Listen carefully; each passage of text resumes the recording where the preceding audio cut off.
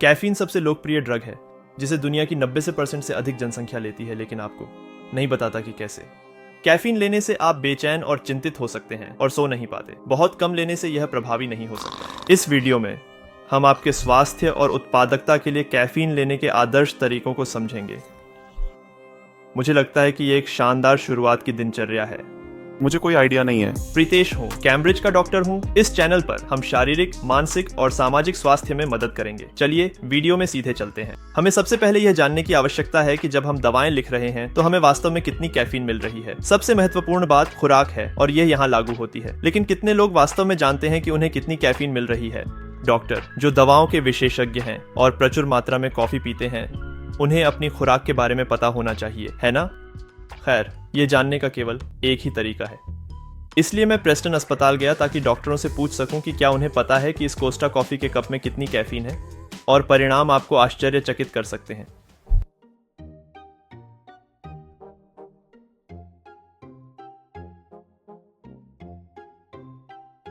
कुछ डॉक्टरों से पूछा और उन्होंने मुझसे बात करने की इच्छा नहीं जताई। मैं कैमरे पर रहूंगा। चलते हैं। मैं निराश था और घर जाने के लिए तैयार था, लेकिन फिर मैं इस किंवदंती से मिला। और ये लोग डॉक्टर नहीं हैं, लेकिन फिर भी जनता की कैफीन के प्रति धारणा जानना शायद ज्यादा महत्वपूर्ण है। तो मैं विल के साथ यहाँ हूँ। तुम्हें लगता है कि इस पेय में कितनी कैफीन है? काफी ज्यादा। मैं कहूंगा कि लगभग 2 स्कूप शायद। कितने, जैसे ग्राम या मिलीग्राम? ओ शायद 180, 40 मिलीग्राम, 40 मिलीग्राम, 100, कोई आइडिया नहीं, लेकिन मैं इसे एनीवे नहीं पीता। ठीक है, आप चाय पीते हैं। आपको क्या लगता है चाय में कितना कैफीन होता है? मुझे आइडिया नहीं है। ये बुरा नहीं है। ठीक है, मैं बताता हूँ, ये 325 मिलीग्राम है। मेरे विचार से काफी ज्यादा। लगभग 325 मिलीग्राम।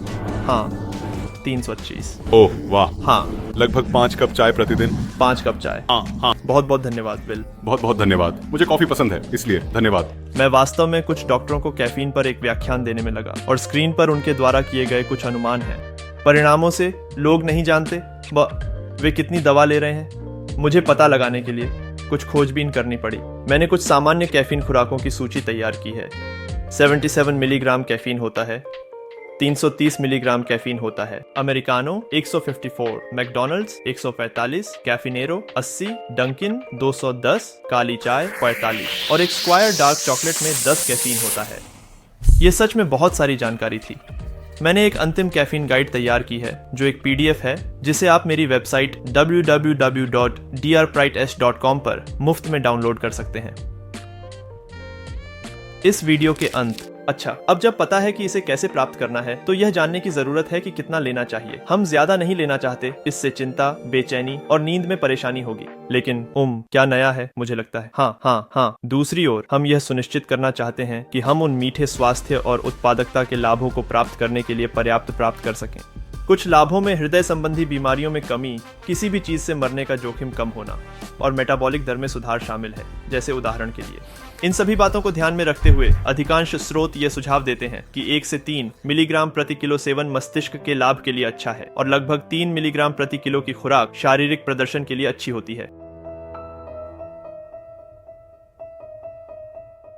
मेरे लिए 3 बार 80 का मतलब लगभग 240 मिलीग्राम कैफीन होगा अगर मैं सुपर एथलेटिक बनना चाहता हूँ, लेकिन हमें उस खुराक को प्राप्त करने की आवश्यकता नहीं है।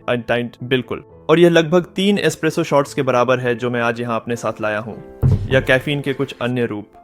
और अगर आप चाहते हैं कि मैं कॉफी, वीटीज या कैफीन के अन्य रूपों पर एक वीडियो बनाऊं, तो मुझे टिप्पणियों में बताएं। अब मैं अपनी कैफीन की खुराक लेने जा रहा हूँ। बहुत अच्छा, मैंने आज के लिए अपनी कैफीन की खुराक ले ली है। एक बार में ऐसा करने की समस्या यह थी कि यह रात का काफी देर था और मैंने अपने खून में कैफीन की मात्रा को बढ़ा दिया, और ये हमें हमारे वीडियो के अगले भाग में अच्छी तरह से ले जाता है। हमें दिन भर कैफीन को कैसे बांटना चाहिए। इससे पहले मेरे पास एक बोनस टिप है। जब मैं बड़ा हो रहा था तो इंस्टेंट कॉफी हमारे घर में एक मुख्य चीज थी। मेरे पिता इसे पीते हैं, मुझे नहीं पता क्यों। कैम्ब्रिज में मैंने दोस्तों से दोस्ती की जिन्होंने मुझे जीवन की बेहतरीन चीजें दिखाई, और उनमें से एक ऐसा मौका पॉट था और दूसरा एक फ्रेंच प्रेस था। मौका पॉट और फ्रेंच प्रेस में पिसी हुई कॉफी, जो इंस्टेंट कॉफी का ताज़ा स्वस्थ संस्करण है। यह महंगा भी नहीं है। हाल ही में एक अध्ययन मिला जो इंस्टेंट कॉफी में एक विषाक्त पदार्थ, जिसे एक्रिलामाइड कहा जाता है, की उच्च मात्रा होती है, और यह आपके टेलोमेर की लंबाई को भी कम कर सकता है। प्रभाव शायद न्यूनतम है अगर कोई है, लेकिन मुझे लगता है कि अगर आप फ्रेंच प्रेस या मौका पॉट पर स्विच करते हैं तो आप केवल स्वाद के लिए मुझे धन्यवाद देंगे। कैफीन का समय निर्धारण। चलिए शुरुआत करते हैं। खैर, शुरुआत से। सुप्रभात।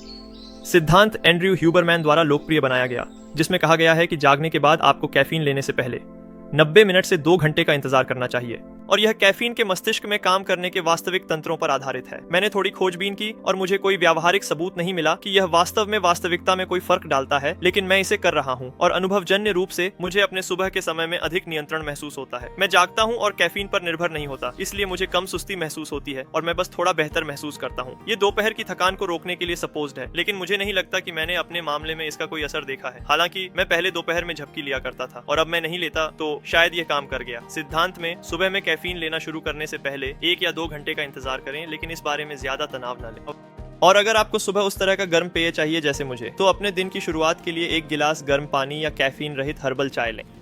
हम जानते हैं कि कैफीन पीना कब शुरू करना है, लेकिन महत्वपूर्ण यह है कि हमें कब रोकना चाहिए। इस वीडियो के अंत में मैं एक विशेषज्ञ के साथ बात को स्पष्ट करने जा रहा हूँ। बैठें और आपको आश्चर्यचकित कर सकता है। कैफीन की आधी उम्र 5 घंटे होती है, जिसका मतलब है कि हर 5 घंटे में हमारे शरीर में कैफीन की मात्रा आधी हो जाती है, और यह गिरती है। बनाया गया ग्राफ। इन सिद्धांतों पर लोगों ने सुझाव दिया है कि हमें सोने से 8 घंटे पहले कैफीन का सेवन बंद कर देना चाहिए, और हम ऐसा करते हैं। सोने के समय हमारे शरीर में 1/3 कैफीन बची होगी। मुझे गलत मत समझिए, हम अभी भी सो सकेंगे, लेकिन नींद की गुणवत्ता उतनी अच्छी नहीं होगी। हमें उतनी मीठी गहरी नींद नहीं मिलेगी, और नींद शायद दीर्घकालिकता के लिए सबसे महत्वपूर्ण चीज है। अगर नींद नहीं मिलती तो अगले दिन अधिक कैफीन चाहिए। इस चक्र में फंस जाएंगे। एक अध्ययन पाया, जो स्क्रीन पर दिखाऊंगा, जो कहता है अगर आप 110 मिलीग्राम कैफीन लेते हैं तो सोने से 9 घंटे पहले रोकना चाहिए, और अगर आप 220 मिलीग्राम लेते हैं तो सोने से 13 घंटे पहले रोकना चाहिए, और यह नींद पर असर कम करेगा। इसके आधार पर और मेरी नौकरी के चलते, और क्योंकि मैं जागने के बाद कैफीन लेने से पहले 2 घंटे रुकता हूँ, मैंने अपनी खुराक 220 से कम कर दी है। मैं 150 मिलीग्राम लेता हूँ और दोपहर में 50 पर रोकता हूँ। मेरे कुछ दोस्त हैं जिन्होंने ये तरकीबें अपनाई हैं, तो मैं देखूंगा वे कैसे कर रहे हैं। नया कैफीन कार्यक्रम आपके लिए कैसा रहा है? हाँ, मुझे पसंद है। मैं अधिक तरोताज़ा और कम थका हुआ महसूस करता हूँ। नमस्ते, तुमने कैफीन के साथ शेड्यूलिंग काफ़ी समय से की है। तुम्हारे लिए कैसा रहा? हाँ, जब से मैंने 2-3 साल पहले शुरू किया है, मुझे अब दोपहर की थकान का ज़्यादा एहसास नहीं होता। अच्छा, दोपहर की थकान का समाधान हो गया है। नया कैफीन कार्यक्रम आपके लिए कैसा रहा? हाँ, यह अच्छा रहा है। मैं ऊर्जा से भरा हुआ महसूस कर रहा हूँ। मेरे दोस्त, नया कैफीन कार्यक्रम आपके लिए कैसा रहा? अच्छा है, लेकिन आज मैं तीसरी बार टॉयलेट गया हूँ।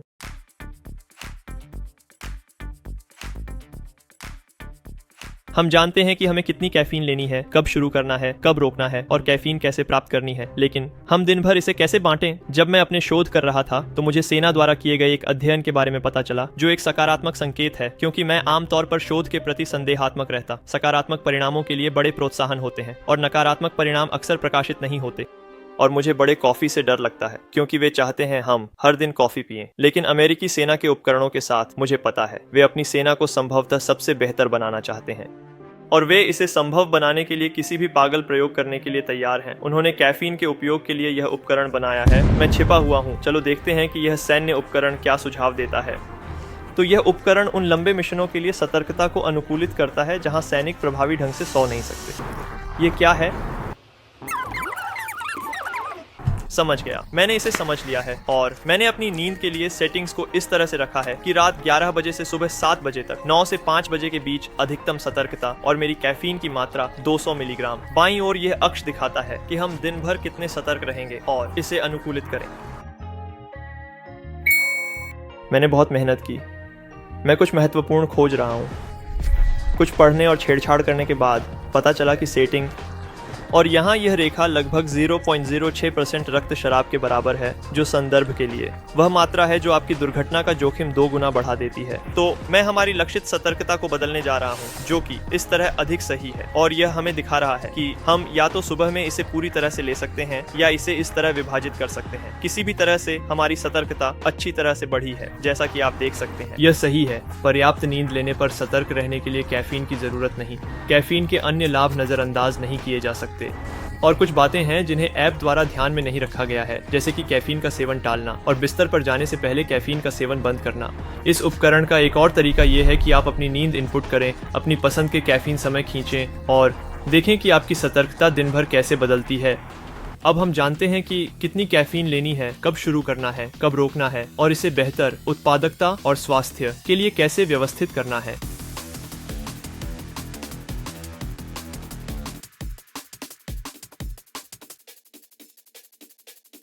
अब तक नए मार्गदर्शिकाओं का पालन करने के बावजूद हम एक दीवार से टकरा रहे हैं। मैं इसे ठीक करने जा रहा हूं। पहले बताने दें कि यह वीडियो बनाना क्यों लगा।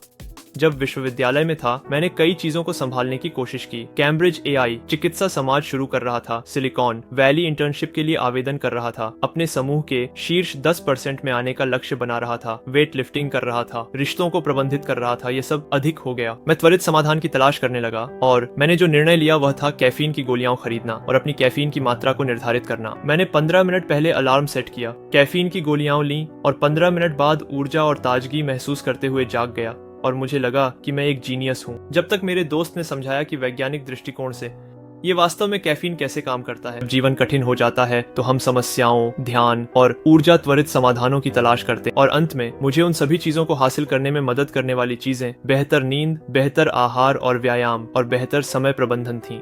आप ये वीडियो देख रहे हैं और आप कुछ समस्याओं के लिए कैफीन का उपयोग त्वरित समाधान के रूप में कर रहे हैं। इन तरकीबों को लागू करें, लेकिन कोशिश करें कि जीवन के इन अन्य पहलुओं पर भी ध्यान दें।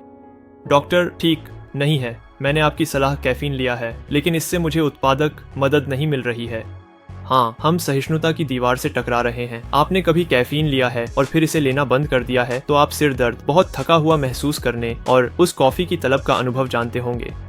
इन्हें निकासी और सहिष्णुता कहा जाता है और निकासी और सहिष्णुता एक साथ चलते हैं, जो कैफीन को दुनिया के सबसे नशेड़ी पदार्थों में से एक बनाते हैं। सहिष्णुता बनाने के बेहतर तरीके क्या हैं? यदि आप मेरी तरह भगवान जानता कितने समय से कैफीन का सेवन कर रहे हैं, आप अपनी सहनशीलता को रीसेट करना चाहेंगे, लेकिन यह आवश्यक नहीं है और आप हमारे अनुकूलित कार्यक्रम में कूद सकते हैं, जिसे मैं 1 सेकंड में उल्लेख करने जा रहा हूं। यदि आप अपनी सहिष्णुता को पूरी तरह से रीसेट करना चाहते हैं तो हम एक गैर व्यस्त सप्ताहांत या छुट्टी खोजेंगे, कैफीन पीना बंद करेंगे और निकासी 2 से 10 दिनों के बीच चलेगी। यदि सिर दर्द इतना बुरा हो जाता है तो एक शॉट एस्प्रेसो लें जब तक कि आप कुछ दिन बिना कैफीन के रह ना सकें, कोई समस्या नहीं।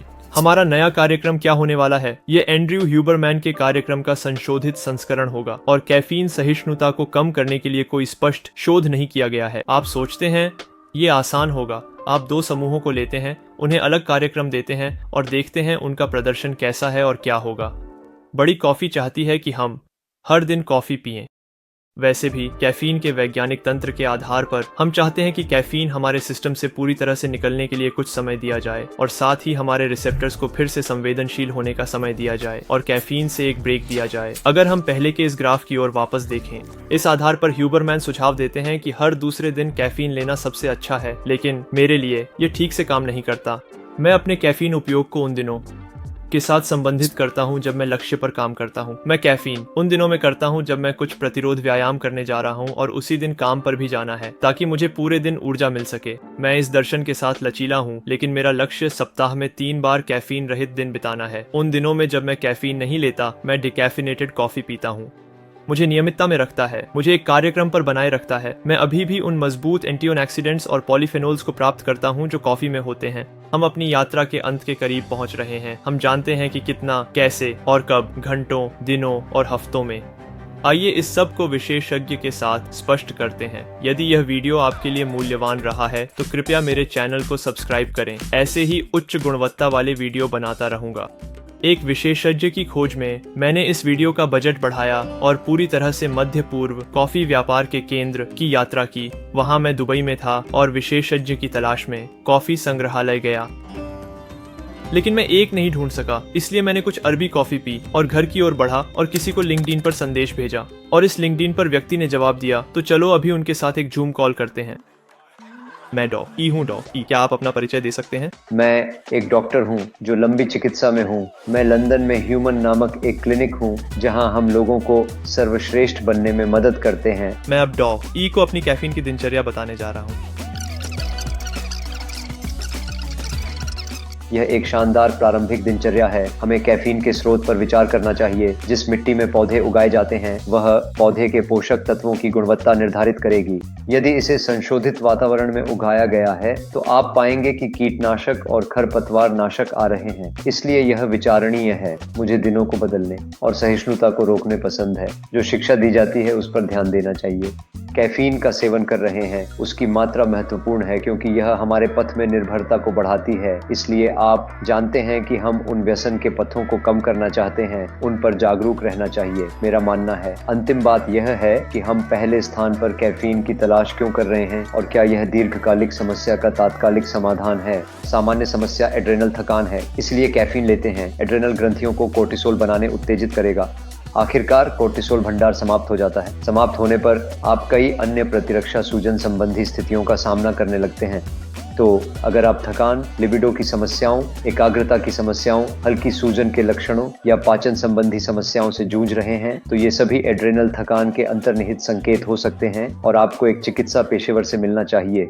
डॉक्सी, मैंने उन बिंदुओं पर विचार भी नहीं किया था। बीन्स की गुणवत्ता, खासकर जब हम एंटीऑक्सीडेंट्स और पॉलीफेनॉल्स की बात कर रहे हैं, यह महत्वपूर्ण है कि वे कहां से आते हैं और कैसे उगाए जाते हैं। लत से बचना और एड्रेनल थकान, ह्यूमन क्लिनिक ऑनलाइन देखें और डॉ ई को भी देखें। वह यूट्यूब और लिंक्डइन पर वीडियो पोस्ट करते हैं।